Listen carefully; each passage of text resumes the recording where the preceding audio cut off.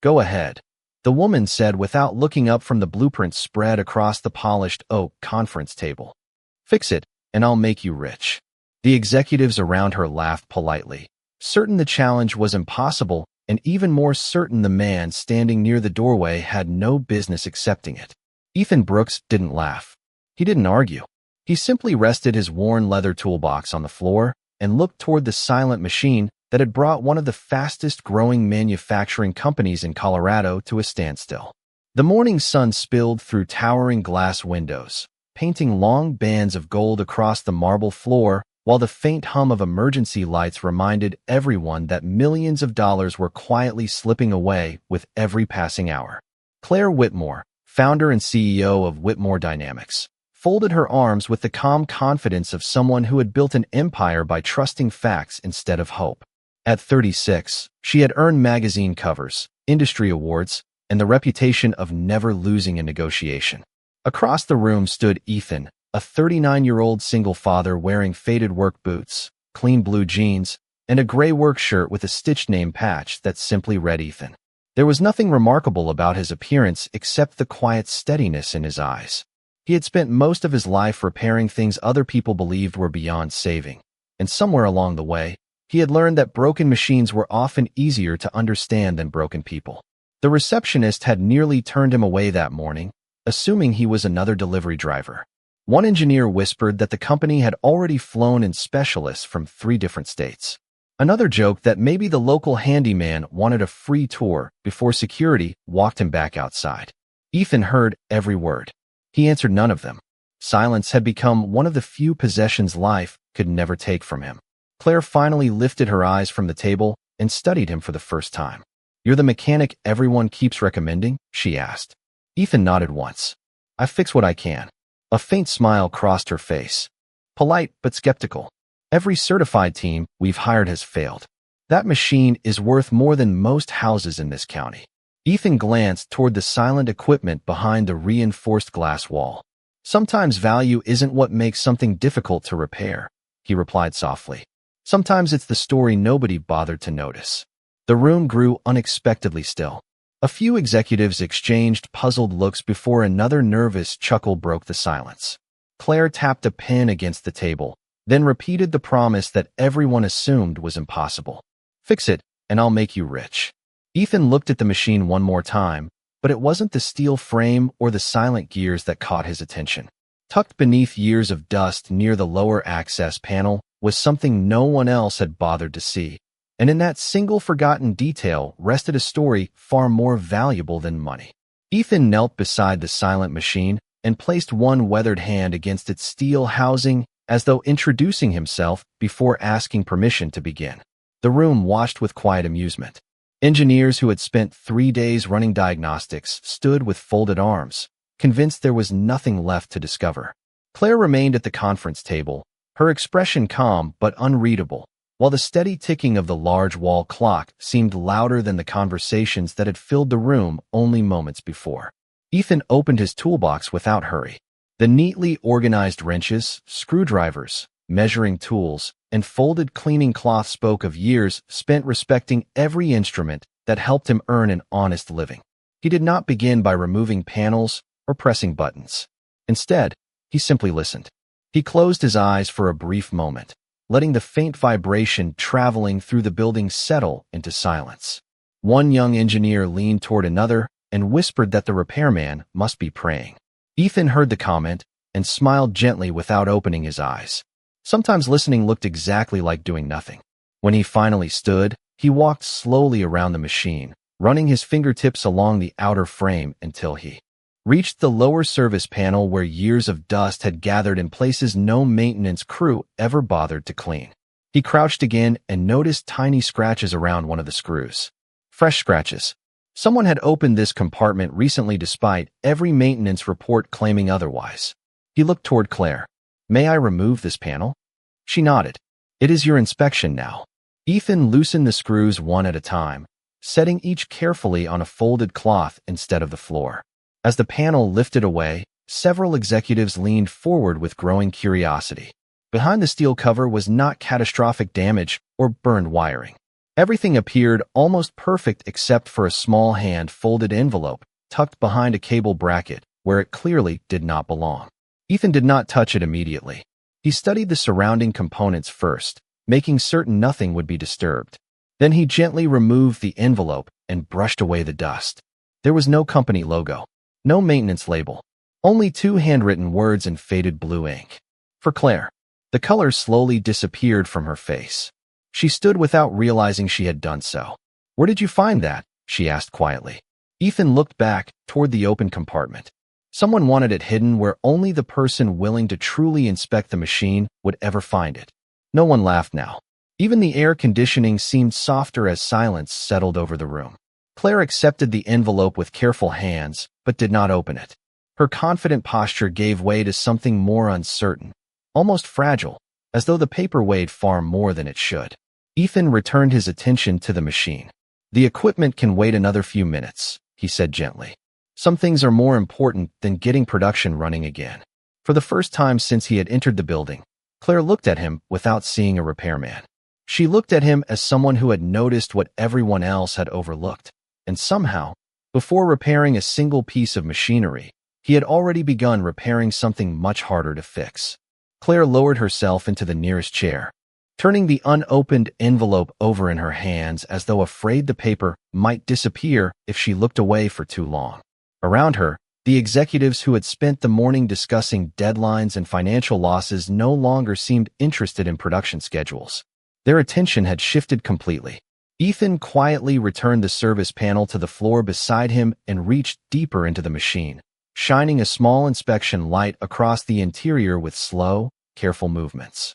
He noticed that every major component had been replaced within the past year, except one aging control module that looked almost untouched.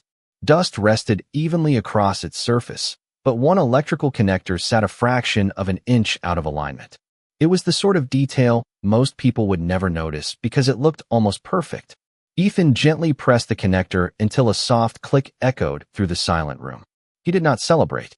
He simply continued checking every cable one by one. Claire finally broke the seal on the envelope. Inside rested a single folded sheet of paper written in familiar handwriting. Her breathing slowed. The elegant signature at the bottom belonged to her late father, the engineer who had founded Whitmore Dynamics decades earlier before passing the company to her. She had believed his final words to her had been spoken in a hospital room 5 years before. Yet here, hidden inside the very first production machine they had designed together, waited a letter she had never known existed. She began reading quietly, but after only a few lines her eyes filled with emotion. Her father had written that one day the company would become successful enough for everyone to focus on numbers instead of people. He warned that machines could always be repaired, but trust, kindness, and humility required daily maintenance. He ended with a simple request. If you are reading this, it means someone looked closely enough to find what everyone else ignored. Listen to that person. Several executives lowered their eyes. No one spoke. The words lingered in the room long after Claire folded the letter again. Ethan remained focused on the machine, unaware of the full message, tightening one connection after another with the same patience he used every day in his small repair shop. He had learned years earlier that rushing usually created the very problems people later blamed on bad luck. After another careful inspection, he closed the access panel and stood.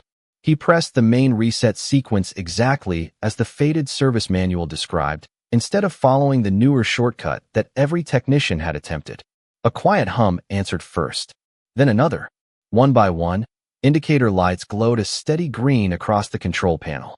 Cooling fans began turning with a smooth rhythm, and moments later the enormous machine awakened as though it had merely been waiting for someone willing to understand it instead of forcing it back to work. The room remained silent. Ethan did not raise his hands in victory or ask whether his payment would now be waiting. He simply picked up the cloth he had used to protect the screws, wiped away a few fingerprints from the polished steel, and stepped back. Claire looked at the machine, then at the letter, and finally at the quiet man preparing to close his toolbox. For the first time in many years, she realized the greatest repair completed that morning had not been measured in dollars, production, or efficiency. It had begun with a stranger who understood that every broken system carries a forgotten story, and every forgotten story deserves someone patient enough to find it. The celebration never came. Engineers rushed toward their monitors as production numbers slowly returned to normal, their voices rising with cautious relief. But Ethan remained exactly where he was, quietly placing each tool back into its proper place. Every wrench fit into its worn leather slot. Every cloth was folded before returning to the toolbox. It was a simple habit his father had taught him when he was a boy. Finish the work before accepting the praise. Claire watched him from across the room, still holding her father's letter against her chest. She had spent years believing success came from moving faster than everyone else, solving bigger problems, closing larger deals. Yet the man standing before her had accomplished more in 1 hour by slowing down than her entire leadership team had managed in 3 days. She walked toward him, her heels clicking softly across the polished floor, but the sound no longer carried the sharp confidence that had filled the room earlier that morning. It carried curiosity. "How did you know where to look?" she asked quietly. Ethan fastened the last buckle on his toolbox before answering. "Most people search where the problem appears. I try to understand where it began."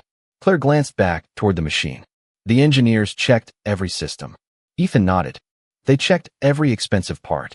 They did not check the smallest one because they assumed something that inexpensive could not stop something that valuable. The words settled over the room like warm sunlight through winter clouds.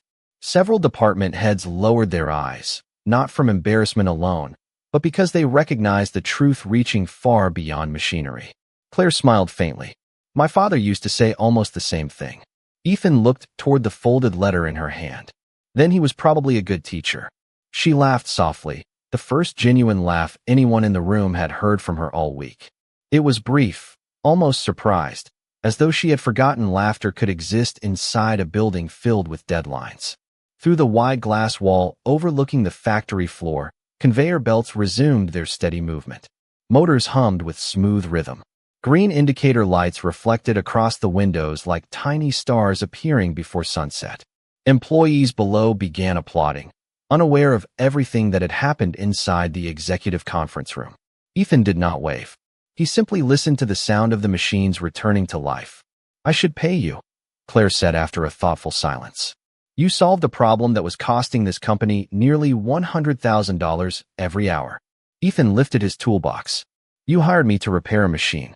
I will send the same invoice I give everyone else." Claire blinked. "That is all you want?" Ethan smiled gently.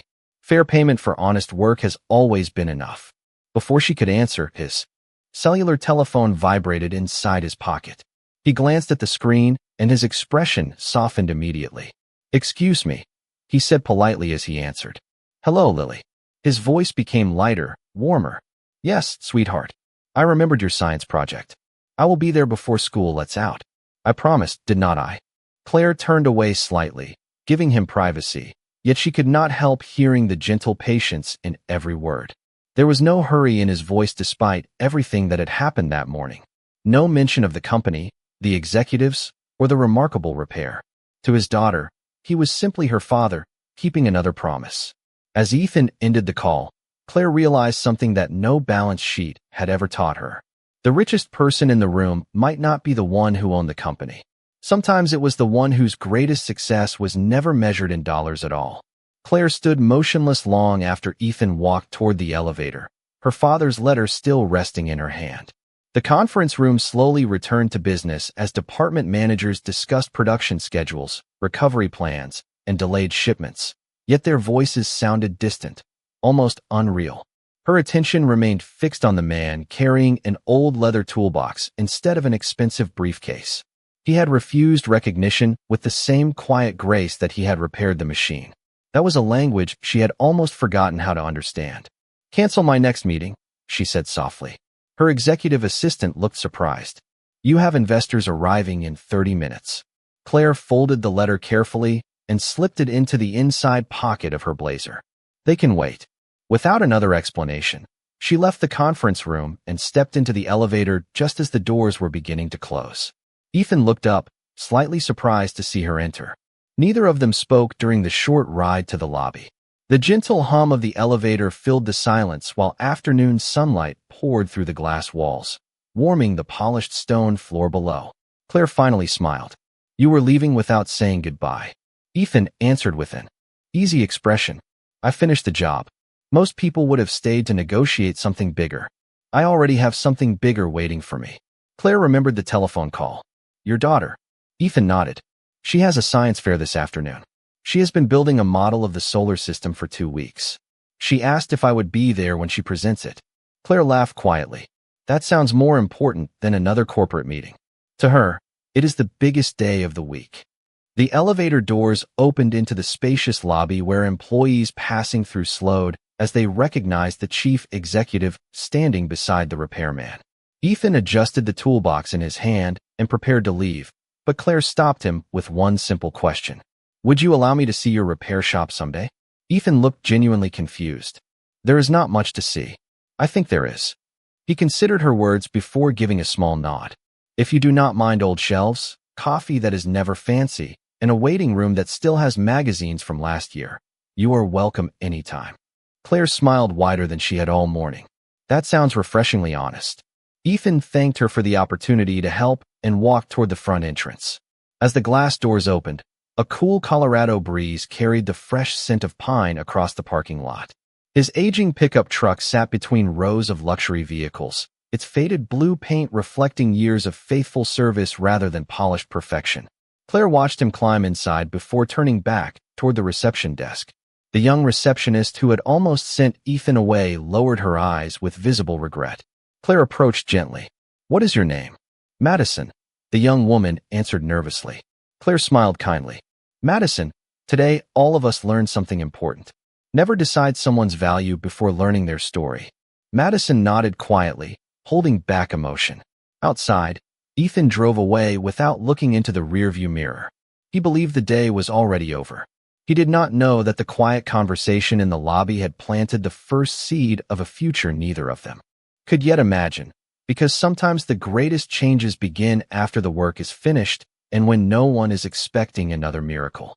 The next afternoon arrived with clear blue skies stretching above the Rocky Mountains as Claire guided her car away from downtown and toward the older part of town where brick buildings, family diners, and neighborhood hardware stores still carried the quiet rhythm of another generation. She had canceled another meeting, surprising nearly everyone in her office, but she could not ignore the feeling that her father's letter had pointed her towards something she had been too busy to notice for years. The address Ethan had casually mentioned led her to a modest repair shop tucked between a bakery and a family-owned paint store. A weathered wooden sign read Brooks Repair Service. The lettering had faded beneath years of Colorado sunshine, but the windows were spotless and fresh flowers rested in 2 simple boxes beneath the front glass. Claire stepped inside and paused. There were no marble floors, no modern displays, and no polished reception desk. Instead, the air carried the comforting scent of machine oil mixed with fresh coffee. Shelves lined the walls, holding carefully labeled parts sorted into small bins with neat handwritten tags. Every tool had its place. Every workbench was clean. Nothing expensive surrounded her, yet everything reflected quiet pride. Ethan looked up from repairing an old table saw belonging to a retired carpenter. He smiled with genuine surprise. You found the place. Claire glanced around with quiet admiration. You were right. There is not much here. Ethan laughed softly. That disappointed? She slowly shook her head. No, it is peaceful. Before Ethan could answer, the front door burst open and a young girl hurried inside carrying a backpack nearly as large as herself. Dad, I got first place. Lily Brooks beamed as she held up a blue ribbon decorated with silver stars. Ethan immediately set down his tools, forgetting every unfinished repair on the workbench. He knelt and wrapped his daughter in a warm embrace filled with simple gratitude. I knew you could do it, he said proudly. Lily noticed. Claire standing nearby and smiled politely. Hello. Claire smiled back. Congratulations. Your father told me about your science project yesterday. Lily's eyes widened. You met my dad at work? Ethan nodded. Miss Whitmore owns the company where I repaired the machine. Lily extended her hand with remarkable confidence for someone her age. Nice to meet you, Miss Whitmore. Claire shook her hand gently. Please call me Claire. As father and daughter talked excitedly about planets, paint colors, and cardboard rockets, Claire quietly observed the easy warmth between them. Ethan listened to every detail as though each sentence deserved his complete attention. He never looked toward his ringing telephone lying on the counter. He never glanced at the clock. In that small repair shop, time seemed to move according to relationships instead of appointments. Lily eventually disappeared into the back office to finish her homework, while Ethan returned to the workbench. Claire noticed an old framed photograph hanging above the shelves. It showed a younger Ethan beside his late wife, both smiling as they held a newborn Lily beneath a bright summer sky. There was no sadness in the picture, only gratitude frozen inside a single moment. Ethan followed Claire's gaze and smiled quietly. "Some things break," he said as he adjusted a small wrench. "Some memories never should." Claire understood then that the calm strength she had witnessed inside the factory had not appeared overnight. It had been patiently built through years of keeping promises, carrying loss with dignity, and choosing kindness every single day, even when nobody was watching.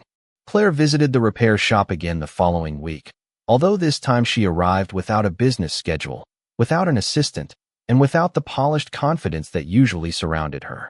She carried a small paper bag from the neighborhood bakery next door, and when she stepped inside, the cheerful bell above the door announced her arrival before she could speak. Ethan was helping an elderly customer restart a vintage radio that had belonged to the man's late wife. "Try it now," Ethan said with his familiar calm. The radio crackled softly before a classic country song filled the room with warm, familiar music. The older gentleman smiled with grateful eyes. "How much do I owe you?" Ethan wiped his hands on a clean cloth. "Just the replacement capacitor. The rest only took a little patience."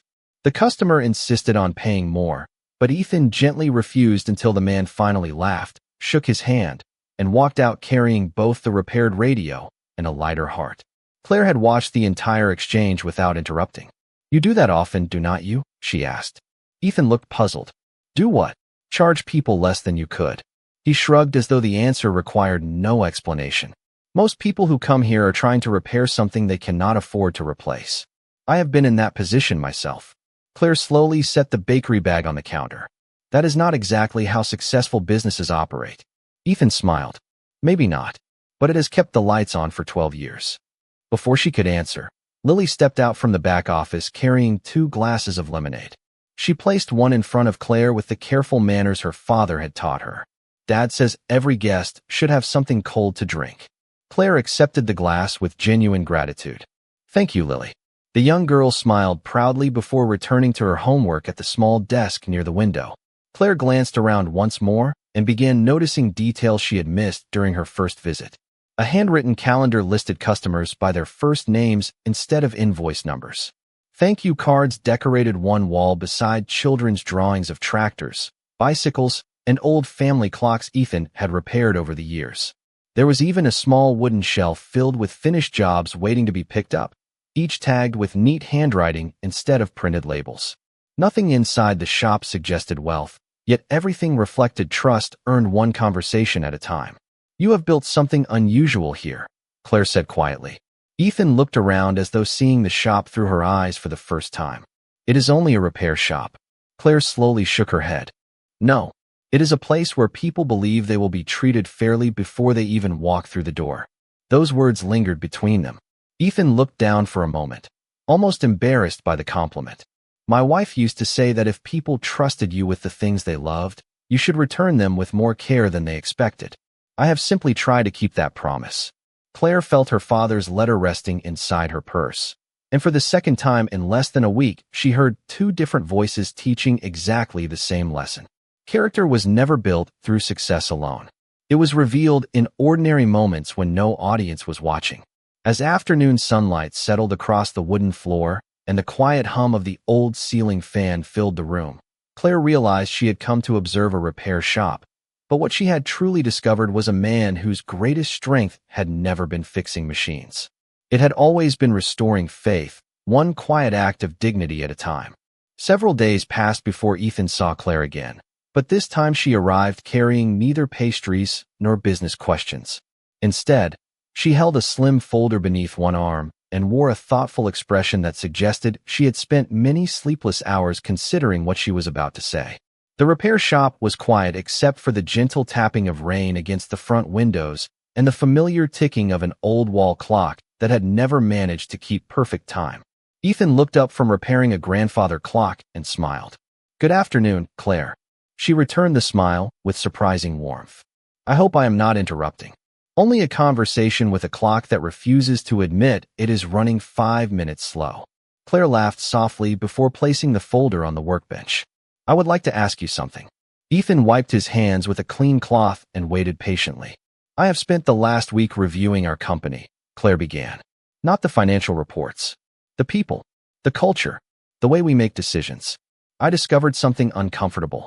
Ethan remained silent, allowing her to continue. "Somewhere along the way, we became so focused on efficiency that we stopped noticing humanity." The words hung quietly in the room. Even the rain outside seemed to fall more gently. Claire opened the folder and revealed several pages of handwritten notes instead of legal contracts. "I want to create a new apprenticeship program for young technicians who cannot afford expensive trade schools. I want experienced craftsmen to teach them practical skills, patience, and integrity. I want them to understand that repairing something is also a way of respecting the people who depend on it." Ethan looked over the pages without touching them. "That sounds like a worthwhile idea." Claire met his eyes. "I want you to design it." Ethan blinked once, genuinely surprised. "I have never managed a corporate program. That is exactly why I asked." She smiled gently. "You know how to build people before you build profits." Ethan glanced toward the small office where Lily was quietly reading after finishing her homework. Through the half-open door, he could hear the soft turning of book pages. His life had always been measured by school schedules, customer appointments, and evenings spent helping his daughter prepare for another day. A large corporate responsibility had never been part of that picture. "I do not know if I belong in your world," he admitted honestly. Claire slowly shook her head. "I think my world needs more people like you." Silence settled comfortably between them. Ethan looked once more at the handwritten proposal instead of the expensive company logo printed across the folder. It was the first business document he had ever received that felt personal rather than transactional. Finally he spoke. "If I agree, there is one condition." Claire nodded immediately. "Name it." "No student is turned away because they cannot afford the opportunity." Claire smiled without hesitation. "That was already the first sentence I wrote." Ethan looked at her with quiet respect, recognizing that she had not merely admired his values. She had begun living them. Outside, the rain slowly faded, and a narrow beam of afternoon sunlight broke through the clouds, filling the modest repair shop with a warm golden light. In that peaceful moment, neither of them realized they were no longer discussing a training program. Together, they were quietly repairing something much larger than a company. They were restoring the belief that success and kindness never needed to compete when guided by dignity, grace, and the courage to offer someone a genuine second chance. Autumn arrived quietly, painting the trees outside Whitmore dynamics with deep shades of gold and crimson as the company's first apprenticeship class gathered inside a renovated workshop that had once been used only for storage. The expensive presentation screens remained dark. Instead, sturdy wooden workbenches filled the room, each holding simple hand tools, measuring instruments, and worn mechanical parts waiting for careful hands. Above the entrance hung a single framed sentence chosen by Claire from her father's hidden letter. "Look closely before deciding what something is worth." The words greeted every student before a single lesson began. Ethan stood at the front of the room, wearing the same gray work shirt he had worn on the day everything changed. He had refused a larger office, a private parking space, and a prestigious title. He accepted only one responsibility: teach people to repair with skill and to serve with character. The students came from different towns, different backgrounds, and different circumstances. Some had grown up on ranches. Others had worked part-time jobs to help support their families. A few admitted they had almost abandoned their dreams because technical education seemed forever beyond their reach. Ethan welcomed every one of them with the same quiet handshake. "Machines remember patience," he said gently. "People do too." Claire watched from the back of the room without interrupting. She noticed something remarkable. Nobody seemed nervous around Ethan. Questions were asked freely. Mistakes became lessons instead of embarrassment. Every success belonged to the entire class rather than one individual. The atmosphere reminded her of the little repair shop where respect had always arrived before business. Months later, The program had already become one of the most talked about initiatives in the state. Other companies requested meetings, hoping to understand why apprentices trained under Whitmore dynamics displayed unusual confidence, humility, and professionalism. Claire always gave the same answer. We stopped teaching people how to build products before teaching them how to build character. One crisp Friday afternoon, after another successful training session, Claire drove to Brooks Repair Service. Nothing about the shop had changed. The flowers still rested beneath the front window. The old wall clock still ran 5 minutes slow. Lily, now even taller than before, smiled as she finished organizing schoolbooks behind the counter. Ethan looked up from his workbench just as Claire entered carrying a small wooden frame wrapped in brown paper. "I thought your office might need this," she said. Ethan carefully opened the package. Inside was a photograph taken during the first graduation ceremony of the apprenticeship program. Dozens of smiling students stood together, each holding a certificate they had earned through determination rather than privilege. At the center of the picture stood Ethan and Claire, neither trying to stand ahead of the other. Across the bottom of the frame, a small brass plaque carried a simple inscription: "The greatest repairs begin with the heart." Ethan looked at the photograph for a long moment before quietly placing it beside the older family picture that had always remained above his workbench. Two different chapters of his life now stood side by side, connected by grace instead of ambition. Outside, the evening sun settled gently across the quiet street as customers continued walking past the little repair shop without knowing how many lives had been changed because one single father chose dignity over pride, kindness over recognition, and honest work over easy wealth. The promise of becoming rich had faded into memory, yet in the peaceful silence surrounding the people he loved, Ethan finally understood that he had received something far more valuable than money, and everyone who truly knew his story could see it without a single word being spoken.